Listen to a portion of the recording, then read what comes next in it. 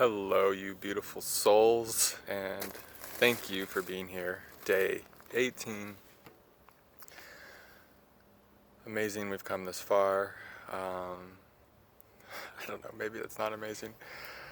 It feels like it's been a lot of life packed into 18 days for me. One of the things I really wanted to talk about today is I've been speaking and teaching so much about how to step from a lack, or how to end a lack rooted cycle and move into an abundant rooted cycle of living. And a really important reminder is abundance is truly just a state of being. You can be a millionaire and have all the external signs of abundance and still be in a state of severe lack within. And you see this all the time with people who are wealthy. There's innumerable examples of this. So just because you have a very nice home or all these material things that are signs that you're abundant, it doesn't necessarily mean you're feeling abundant within, okay? And so that's the point is abundancy is a state of being where you're overflowing, where your cup is just overfloweth. And we can lose sight of that abundancy is just an inner state of being because society has programmed us otherwise. Society has told us differently than that. But you'll notice underneath that desire for like the new car, the nice home, the perfect lover, underneath all of those desires for external things, if you feel what you really want, if you ask yourself, what do I really want? What you really want is to be connected to your power, connected to yourself. Another way of saying that is you want to feel at one with God. You want to feel a oneness with life, with the universe. That's what we're really seeking when we're chasing external abundance. And a quote that's coming into my consciousness that I shared on my Instagram story from Aubrey Marcus, and I'm going to paraphrase it, goes something like this. We're not seeking things. We're seeking sensation. So we're not wanting the thing, we're wanting a certain sensation. So his example was, we don't work out, or we don't want, it's like we try to get this attractive body so we can feel attractive.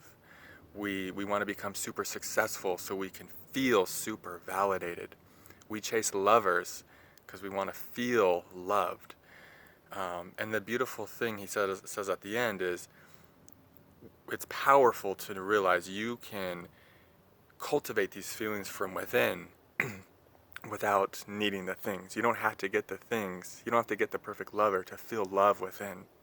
You don't have to become super successful to feel super validated from within. And so you can create these sensations all on your own without anything external being required. And so that's an ultimate, I felt like that was just such a pure quote to help us realize how free we can be. And then of course, when you are cultivating these feelings from within, when you're cultivating love within, when you're cultivating this feeling of abundance from within, the external is going to mirror that to you. But it's within first, right? It's an inside-out job. And so I think as much as I've been talking about ending lack cycles and moving into abundance cycles, I thought it was like a really super important point that needed to be made is abundancy it's a state of being, and just because you have a bunch of things that cost a lot of money, it doesn't necessarily mean that you're going to be feeling abundant within. And one of the things as I was sitting here in this lovely park in Las Vegas, one of the downloads that came to me is there's this amazing feeling that there's like this deep satisfaction that starts to be really birthed within you and emanating within your being when you really can just be with yourself. Like my phone is still on airplane mode, so I've been really disconnected from technology for the last several hours. And I was just sitting in this park feeling myself filling with this with this satisfaction and this feeling of wholeness. And there's this pathway to this feeling of abundancy. It's like this shortcut, and that is just to be in alignment, to be not fragmented. There's a lot coming into my consciousness right now. I'm trying to keep this simple. When we're in a fragmented state of being, that's when we're in the most pain.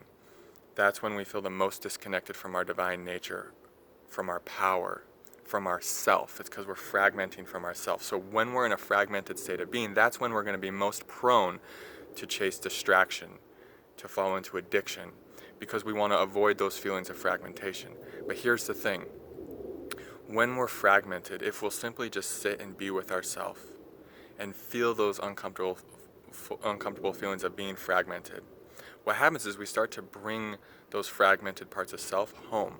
We start to bring them back into wholeness, into oneness.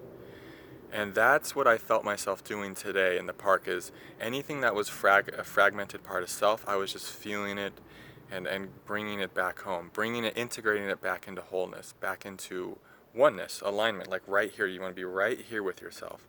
And it's so easy on this path in 2021 with all the distractions, all the stimulations, all the things that can really pull us away from ourselves. It's so easy to get fragmented here. And then when we're fragmented, we think if we just had that thing, that person, that amount of money, that home, if we just were in that place, whatever it is, we think then we would feel whole again. But it's actually, it's the other way around. It's if we'll just disconnect from everything, go within and feel the parts that are fragmented and bring them home. That's when we start feeling this inner power start birthing again. This alignment with source starts emanating within our bodies. And then from there, we don't need anything from the external anymore. We're just this vessel that's overflowing. And actually, we realize the real joy in life, the real juice is in the creating, not the creation. It's in the manifesting, not the manifestations. It's not the things that are the joy. It's not the things that flow to you as a result of your giving that are the joy. It's actually the giving that's like the highest, that's like the real euphoria of this incarnation into form as a human being. And you really start to deepen into that when you spend time with yourself, when you let go of distractions, when you're in a fragmented state and you realize, okay, it's not something out here that's going to help me right now, that's going to solve this. It's just connecting back to myself that's actually going to bring that feeling of wholeness back, that place where I can just give freely and I don't need anything in return. Of course, things are going to flow back in return because what you give, you receive. It's just a universal law. But you're not doing it for that. You're not doing it because you need anything in return, because you're already a full vessel. And that's the sweet spot of the spiritual awakening. That's the real liberation. And as a collective right now, we're seeing this as separation is the biggest unifier. The pain of separation, the pain of that fragmented state, is a catalyst for a deeper awakening. I went through this recently on my twin flame journey. My twin flame, she's such a badass. I respect her. She's such an amazing woman. And twin flame journeys are like this. They cause so much pain, getting chills. They cause so much pain that they catalyzed a deeper awakening of consciousness. I am so flooded in grace and goosebumps as I say that. It's always a sign that a lot of you are resonating with that. And so you're seeing that on the collective right now, is as people are falling more and more into separation, there's this more and more pain being created, and this pain is what really forces upon us an awakening of consciousness into oneness, into unified consciousness. And that's what your own fragmentation is teaching you. When you get so fragmented in your own self, when you're so pulled apart from yourself, there's so much pain there that life is saying, hey, it's time to come back into oneness consciousness. It's time to come back to yourself. It's time to come back into oneness and alignment with life. So fragmentation, separation, these are great teachers.